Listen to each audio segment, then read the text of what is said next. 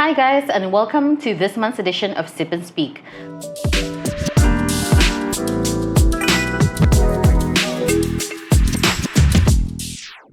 I'm Fidz, your host for today, and today we have a guest speaker, Wardy, who is a major in English literature. Hi, I'm Wardy. So today we'll be talking about borrowing language or bahasa that borrows.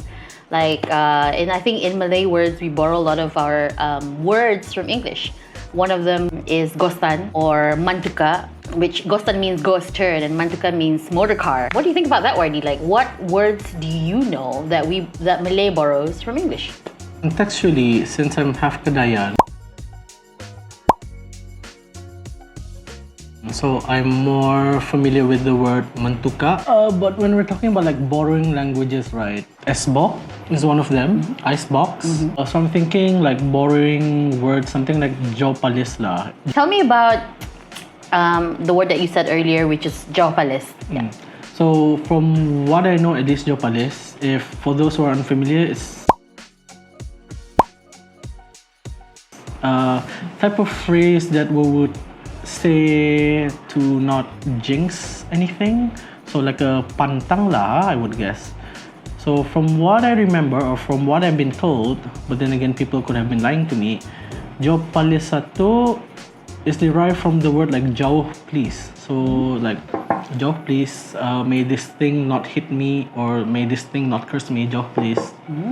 So at least that's what I'm familiar with when it comes to borrowing words. Why do you think there are a lot of words that we borrow from Malay to English?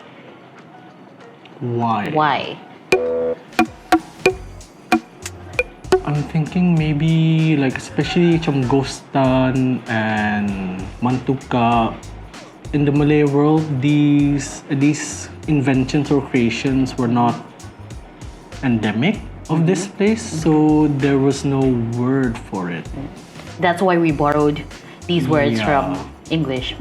Yeah, that makes sense. Yeah, I think it's valid because back then, like there were some words that are up. I think Bahasa Melayu baku. That if you were to ask me right now, I wouldn't know what they means unless I asked like a scholar or someone who's an expert in this. So yeah, I think it's interesting that we borrow. I don't know if this is borrowing, but you know how when cars break down at the side of the road, they would put a broken piece of leaf or like down or ranting on it, which actually means broken down. Did y'all know that? I don't know. That apparently some people just didn't know about that, and when I was told what it meant, because I was like, why are there so many downs? Are these broken down cars?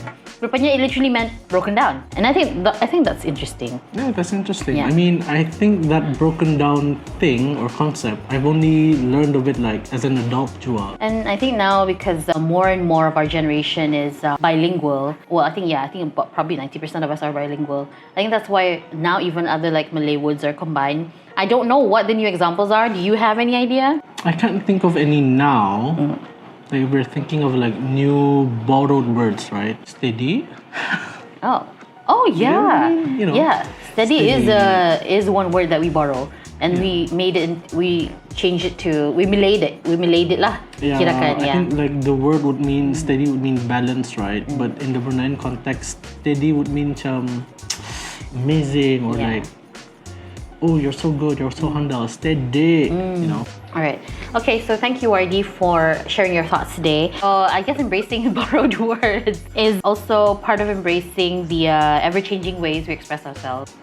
Okay, guys, please share down below what words you think we borrow from English. And please follow our YouTube, like, subscribe, and share around the video. And let us know if you'd like any more content that's similar. Thank you so much for watching. Bye.